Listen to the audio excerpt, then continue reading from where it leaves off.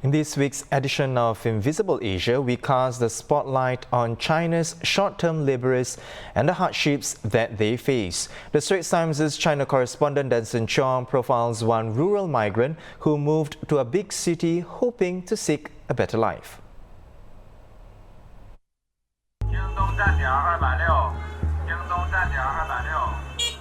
This is Wei Xiaoqiang. He is one of the millions of migrant workers living in Beijing. Since leaving his home in the northeastern province of Jilin about 20 years ago, he has worked in cities across China, taking on menial labor for low wages. Arriving in Beijing in late 2020, Xiaoqiang has worked short-term odd jobs from the Majuqiao labor market. 问他，你这份还用不用人？找没找对人？如果没找对人，我们去报名，告诉什么时候去干活，然后就去。 China correspondent Denson Chong joins me now from Beijing to share more on this. Hi Denson. Denson, is Mr. Wei's story a microcosm of a wider migrant worker issue in China? I mean, what were you hoping to highlight from this? Well, you're right. I think Wei Xiaoqiang's story is very typical of a growing group of migrant workers in China. These are sort of day wage laborers, who have to look for work day by day to earn their keep. According to official statistics, there are something like 200 million rural migrant workers in China. There are no official numbers on how many of them are sort of day wage laborers, but the trends are, and what experts say is that this group is growing. Because of COVID-19, I think more factories are sort of hiring workers on a short-term basis. I think automation also means that a lot of these sort of lower skilled jobs, there are less of these jobs available. So I really wanted to sort of flesh out the kinds of hardships that these workers who are really at the bottom of the food chain here in China face. The lifestyle I think sometimes has sort of been romanticized as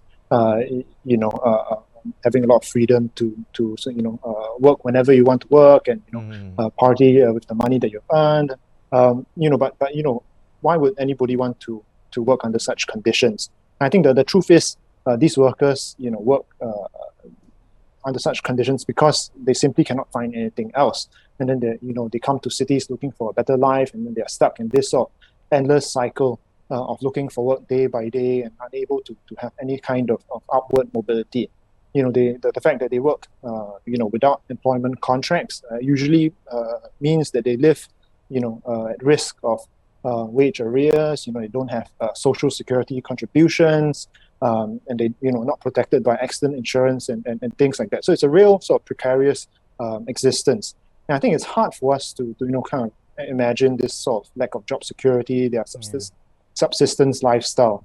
How they have to sort of look for work day by day. In Beijing today, we woke up to this very terrible sandstorm, and it just sort of reminded me that these are sort of the workers who don't have a choice, and have to go out and work outside in these hazardous conditions in order to earn a living.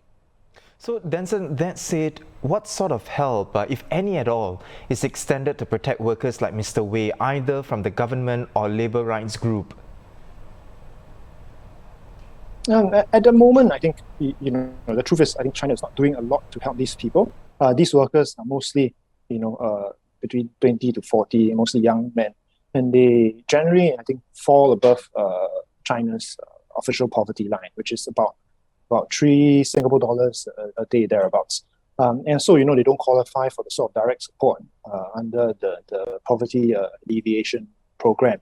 But I think China is sort of increasingly waking up to the reality that, they have to sort of do something for these workers who come to the cities and find that they cannot do any other work but sort of these most sort of informal odd jobs. I think they realize if they don't address this problem, if this group grows bigger, and then it can lead to sort of social issues further down the line. And I think recently there's been sort of this focus on what in China is termed as rural revitalization, which basically it is a project to provide opportunities and development to rural areas and find ways for these sort of rural migrants to earn a living and have some sort of upward mobility back in their hometowns without them coming to the cities. Thanks, Denson, and that was China correspondent Denson Chong on the latest episode of the Invisible Asia series. Now, you can read his story on straitstimes.com and watch the full video on Mr. Wei Xiaoqiang on ST's Facebook and YouTube channel.